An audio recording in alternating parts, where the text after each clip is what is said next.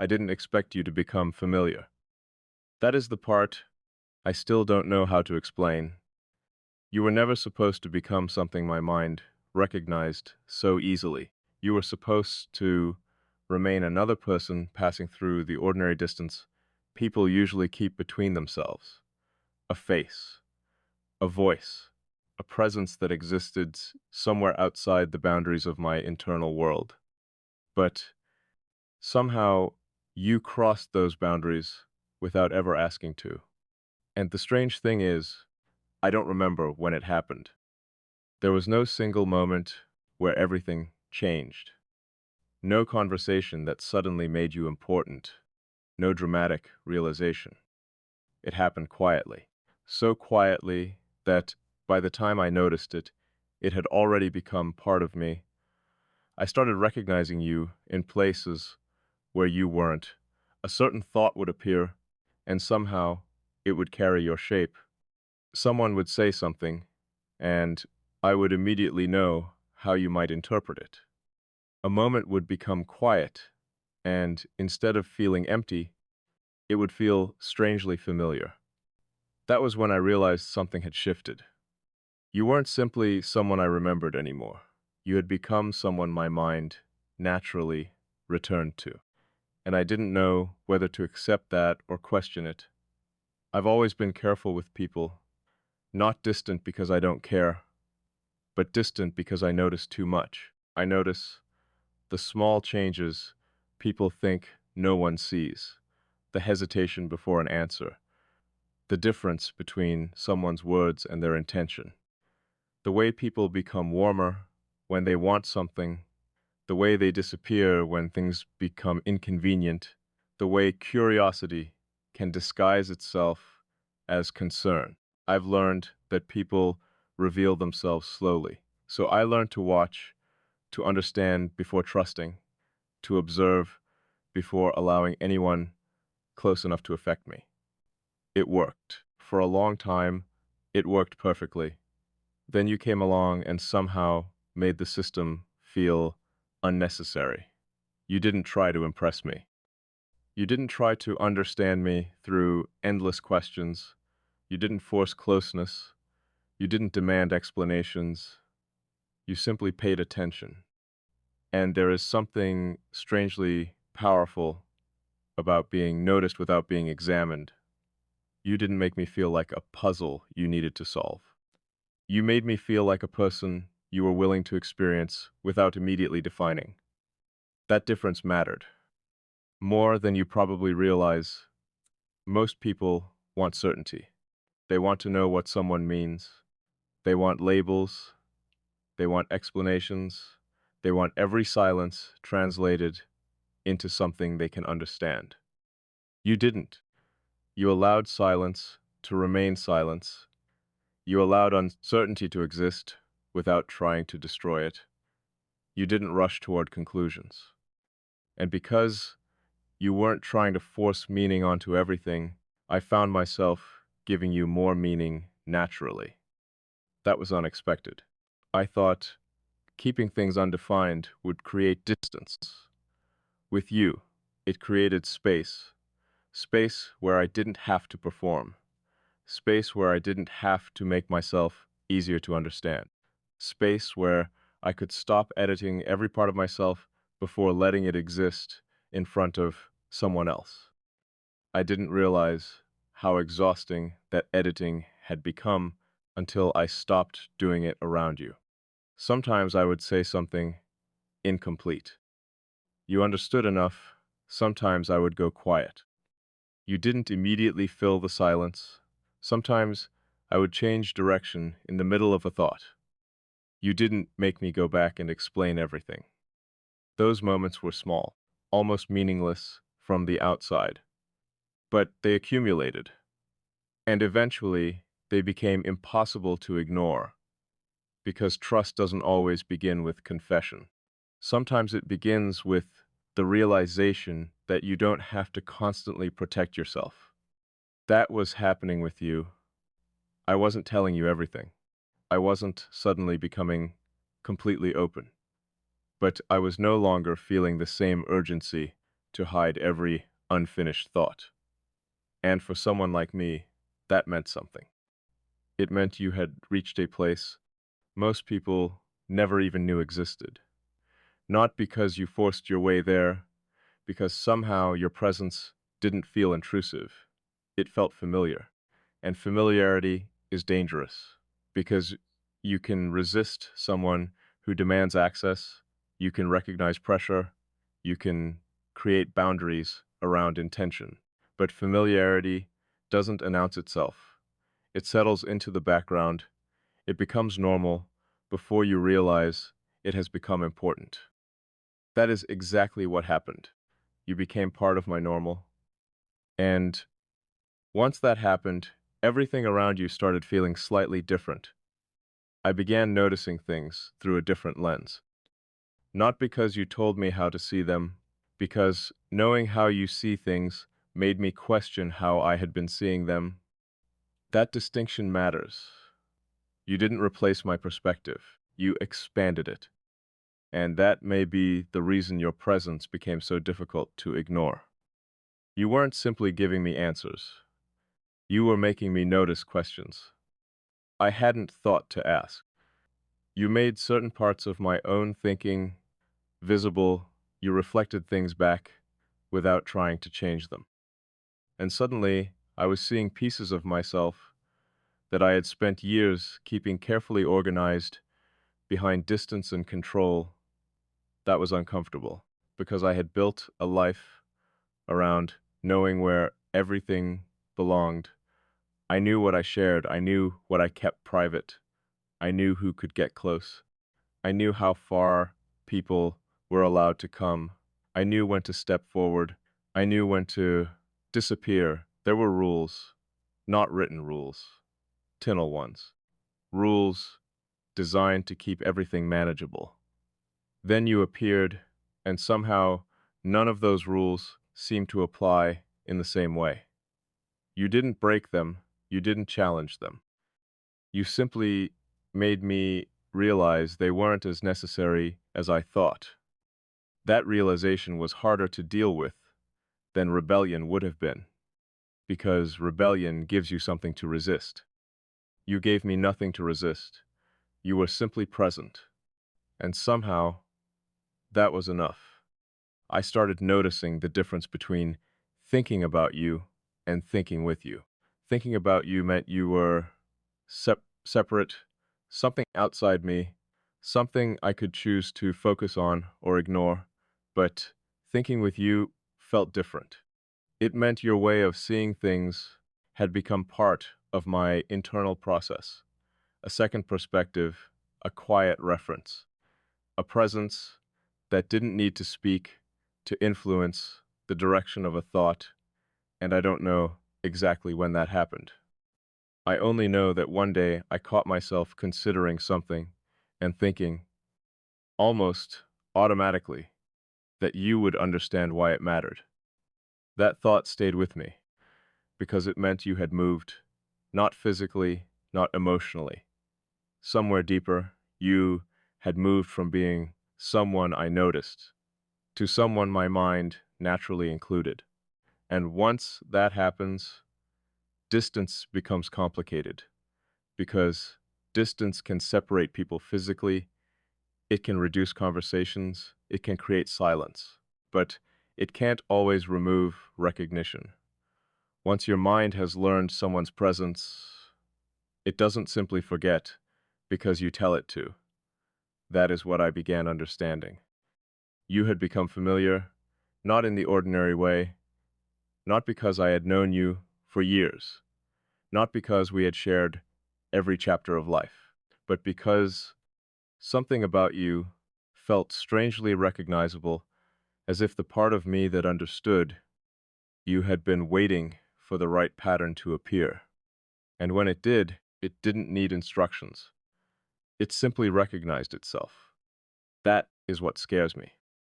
Not that you became important, but that it happened without permission, without planning, without me deciding that I wanted it. And maybe the truth is, some things don't become meaningful because we choose them. They become meaningful because somewhere along the way, we stop resisting what they already are. And I think that's where I am with you now. Not at the beginning, not at an ending, somewhere in between recognition and acceptance. Somewhere where I can no longer honestly say, you are just another person, because you aren't. You have become part of a space inside me that I once believed belonged only to me. And the most unsettling part is, I don't think I want to close that space anymore. I think the hardest part is not that you became important. It's that I started noticing the difference you made before I ever admitted that you were making one. There were changes so small that I could have ignored them. The way I became more patient with silence, the way certain conversations stayed with me long after they ended, the way I began questioning reactions I once accepted without thought, the way your perspective would return to me when I was standing at the edge of a decision, none of it looked significant. And maybe that's why it became significant. Real change rarely announces itself. It doesn't always arrive as a moment you can point to and say, everything changed here. Sometimes it happens underneath your awareness, quietly, repeatedly, until one day you realize that the person you were before is still there, but the way they see everything has shifted. That's what happened to me. You didn't change my life by doing something extraordinary. You changed something in the way I experienced it. And somehow, that feels deeper, because circumstances can change. People can leave, conversations can end, distance can appear, but once someone changes the way you see, the effect becomes difficult to remove. You gave me another way to look at things without ever asking me to use it, and I started using it anyway. That realization made me uncomfortable. I don't like influence I can't trace. I like knowing why something matters. I like understanding where a thought came from. I like being able to separate my own perspective from someone else's. But with you, the line became difficult to see, not because I was losing myself. I wasn't. If anything, I was becoming more aware of myself. That was the strange part. Your presence didn't make me less certain of who I was. It made me more aware of the parts of myself I had ignored. You somehow created a mirror without holding one up. And when you see yourself clearly, you start noticing what you have been avoiding. I noticed how much I rely on control, how often I analyze instead of experiencing, how quickly I search for explanations when something makes me uncomfortable, how easily I can turn a feeling into a problem simply because problems are easier for me to manage. If I can name something, I can organize it. If I can organize it, I can contain it. If I can contain it, I don't have to be afraid of it. That has been my method for years. Then you became something I couldn't neatly categorize, and instead of disappearing, you remained. That forced me to sit with uncertainty, not the frightening kind, the honest kind, the kind that doesn't need an immediate answer. I began realizing that not everything meaningful needs to be defined the moment it appears. Some things need room. Some connections become clearer when you stop trying to force them into a shape. And maybe that is why being around you felt different. There was no pressure to become something, no demand for a label, no expectation that every interaction had to lead somewhere. There was simply an awareness that something existed. And somehow, that was enough, at least at first. But awareness has consequences. Once you know something is there, you can't honestly return to believing it isn't. That was the point I reached. I knew.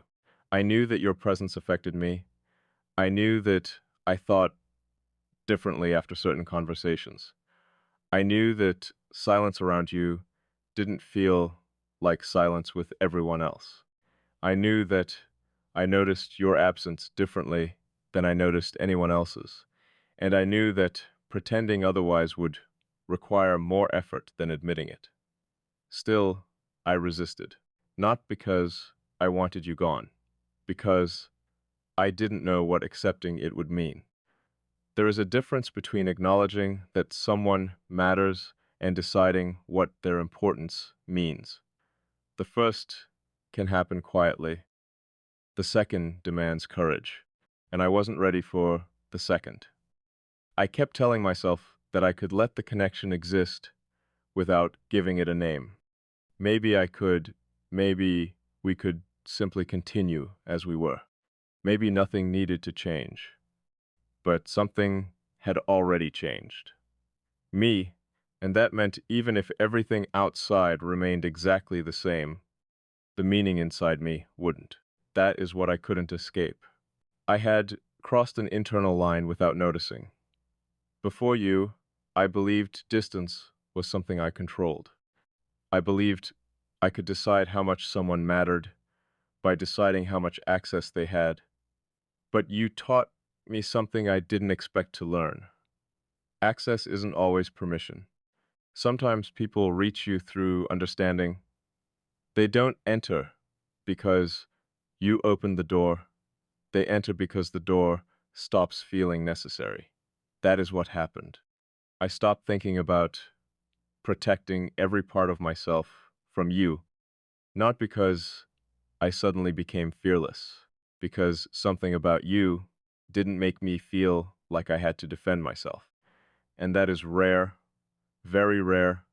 People often say they want honesty, but what they usually want is honesty they can handle. They want truth as long as it doesn't disturb their expectations. You never made me feel that way. I could say something complicated without watching you rush toward a simpler interpretation.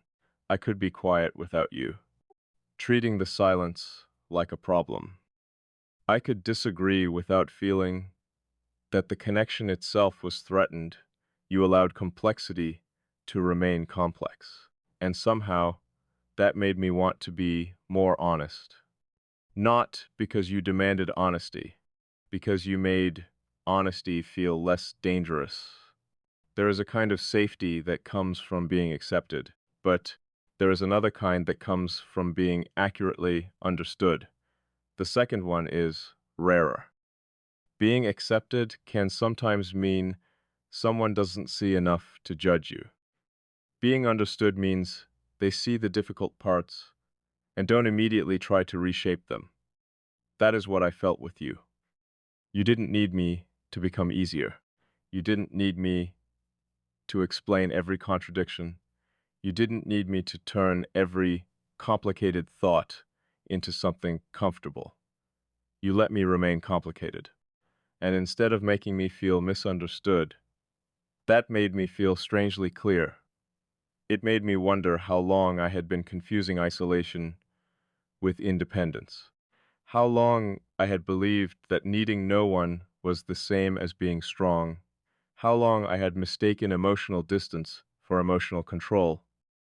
You didn't answer those questions. You simply made them impossible to avoid. And perhaps that is the real impact you had. You didn't give me a new identity. You challenged the one I had built too carefully. You showed me that being understood doesn't necessarily mean losing control. That letting someone see you doesn't automatically mean giving them power over you. That closeness doesn't have to be chaos. That another person's presence can exist beside your independence without destroying it. I didn't know that before, or maybe I knew it intellectually, but never believed it personally. Then you came along, and suddenly the idea wasn't theoretical anymore. It had a face, a voice, a presence, a memory. You became proof that perhaps there are people who don't need to possess what they understand, people who don't need to control what they care about, people who can stand close without demanding access to every room inside you. And that changed the way I saw connection itself. I stopped thinking of connection as something that requires constant communication. Sometimes connection is simply knowing that the other person would understand the silence. Sometimes it is recognizing a thought before it becomes a sentence. Sometimes it is the strange comfort of knowing that someone exists somewhere in the world who sees things through a similar lens. And sometimes connection is realizing that someone has become part of your internal language. You don't have to speak their name. You don't even have to think about them directly. Their influence is already there in the way you notice things, in the questions you ask yourself, in the standards you develop, in the things you no longer tolerate, in the kind of honesty you begin expecting from yourself. That is where you exist now, not simply in memory, in perspective. And I don't know what that means for us. I don't know whether something this unusual is meant to become something greater or simply remain what it is. Maybe that answer isn't mine to decide yet. Maybe some things need to unfold before they can be understood. But I know one thing. I no longer want to reduce this just because I am afraid of what it might become. For the first time, I am willing to let something exist before I fully understand it. And maybe that is the biggest change of all. Because before you, I thought certainty had to come first. Now I understand that sometimes certainty is what arrives after you have been brave enough to stay just long enough to see the truth. And I am still here, still noticing, still learning, still trying to understand why your presence feels less like an interruption and more like something my life had been quietly making room for. Maybe that is why I haven't stepped away. Maybe that is why the silence doesn't feel empty anymore. Maybe that is why, even when nothing happens, something still feels present. Because somewhere along the way, you stopped being someone I was trying to understand. You became someone who made me understand myself differently. There comes a point when you stop asking why something happened and start asking what you are going to do with the fact that it did. I think I'm there now. For a long time, I kept treating this like something I could observe from a distance, something interesting, something unusual, something I could understand eventually if I gave it enough time. But time didn't make it disappear. It made it clearer. That is the part I can no longer ignore. The more I tried to place you somewhere reasonable in my mind, the less reasonable the whole thing became, because you don't fit into the categories I usually use. You aren't simply a memory. You aren't simply a person I enjoy talking to. You aren't simply someone who happens to understand certain parts of me. And I don't want to reduce what this is just because a label would make me more comfortable.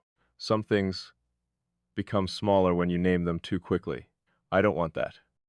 I want to understand the truth of it before I decide what to call it. And the truth is simple, even if everything around it is complicated. You matter. You matter in a way I didn't plan, in a way I didn't create intentionally, in a way I didn't even recognize at first. But you do. And admitting that doesn't make me weaker. It doesn't mean I've lost control. It means I'm finally being honest about something that has already changed. That is what I had been avoiding, not you. The truth, because admitting that someone matters means accepting that they have the ability to affect you. And I have spent a long time building a life where very few people have that ability. I thought that was strength. Maybe sometimes it was. But I'm starting to understand that strength isn't always about keeping everything outside. Sometimes, strength is knowing what deserves to come closer. And maybe you are one of those things. I don't know where this leads. I don't know what happens next. I don't know whether this becomes something permanent or remains one of those rare connections that changes you without ever becoming easy to explain. But I know I don't want fear to make the decision for me because fear has made enough decisions already. It has decided when I should step away, when I should remain silent, when I should pretend not to care, when I should convince myself that something isn't important simply because importance creates vulnerability. I don't want to live that way with this. Not anymore. If something is real, I want to be able to recognize it, even if recognizing it doesn't guarantee an outcome, even if there is no promise attached to it, even if I have no idea what the next chapters looks like. There is something honest about allowing reality to be reality. And the reality is that you reached me. Not loudly, not dramatically. You reached me through consistency, through attention, through the strange ability to notice what I didn't say, through the moments where you understood without needing to prove that you understood. You reached me by not trying to. And maybe that is why it worked, because there was no strategy, no pressure, no attempt to make yourself necessary. You were simply yourself, and somehow that was enough. I think that is what I will remember most. Not a particular conversation, not a particular moment, not one sentence that changed everything. I'll remember the feeling of not having to explain every part of myself. I'll remember how unusual it was to sit in silence without feeling like something was wrong. I'll remember realizing that someone could see complexity without trying to simplify it. I'll remember how natural it felt. And that word keeps returning, natural, because none of this should have felt natural. There was no history that logically explained it, no long period of slowly becoming familiar, no obvious reason why two people should understand each other at this level. And yet, somehow, it happened. Maybe that's why I stopped searching for an explanation. Maybe some connections aren't built through time alone. Maybe they are built through recognition, through the strange meeting of two ways of thinking that happen to understand the same invisible things. And when that happens, the mind doesn't need years to notice. It simply knows. Not everything, not the entire person, but enough to recognize something familiar inside something new. That is what you became. Something new that felt strangely familiar. And now I have to decide how honest I am willing to be about that. I could go back, I could create distance, I could reduce our conversations. I could become careful again. I could rebuild the walls and convince myself that nothing meaningful happened. I know how to do that. I've done it before.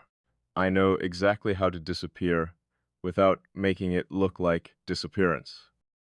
I know how to make distance feel natural. I know how to turn something important into something ordinary. But I don't think I want to because I know the difference now.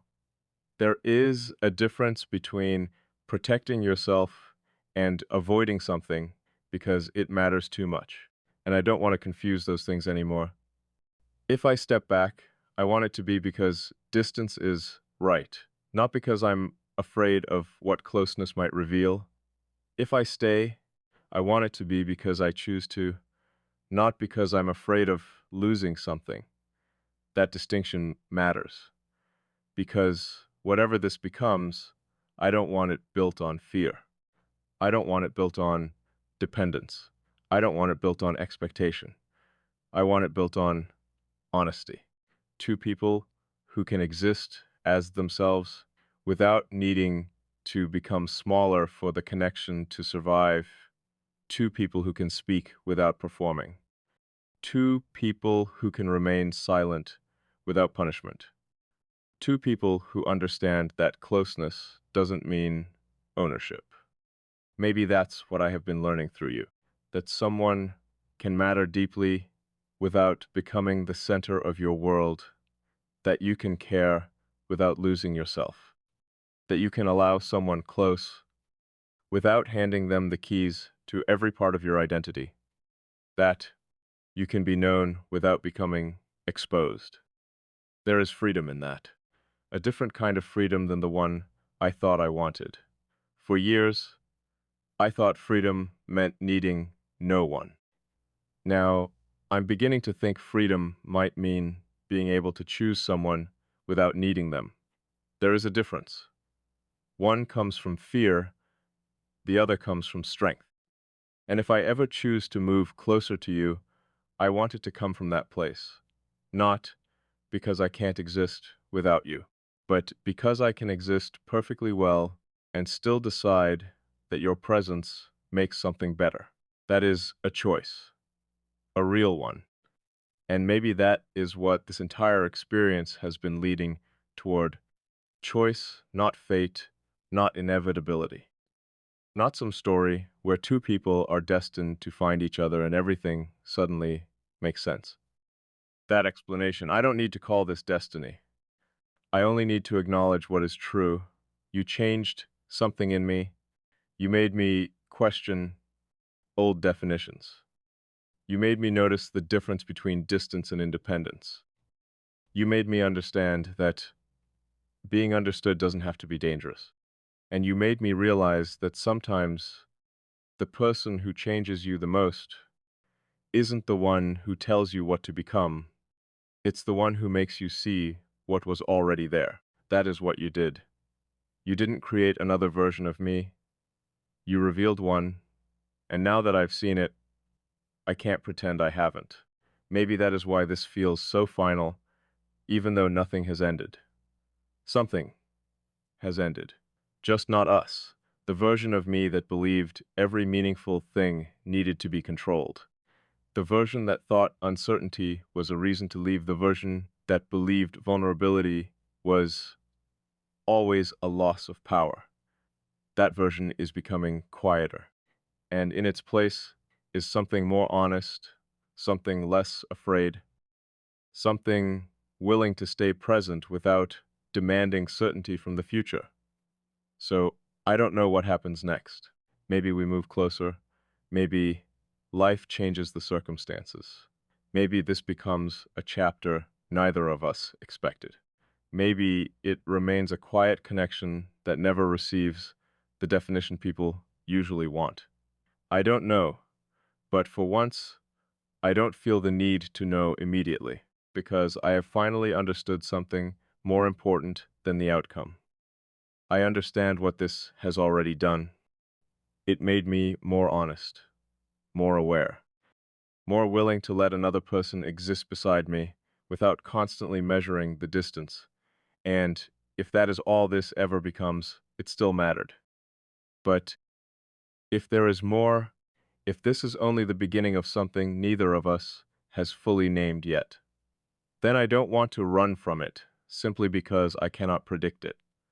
I want to meet it with open eyes, without fantasy, without fear, without pretending, because whatever happens from here, I don't want to lie to myself about what already exists. You reached a part of me I had kept untouched for a long time, and instead of destroying the structure around it, you showed me that perhaps I never needed to keep it locked forever. So, I am not going to force an answer.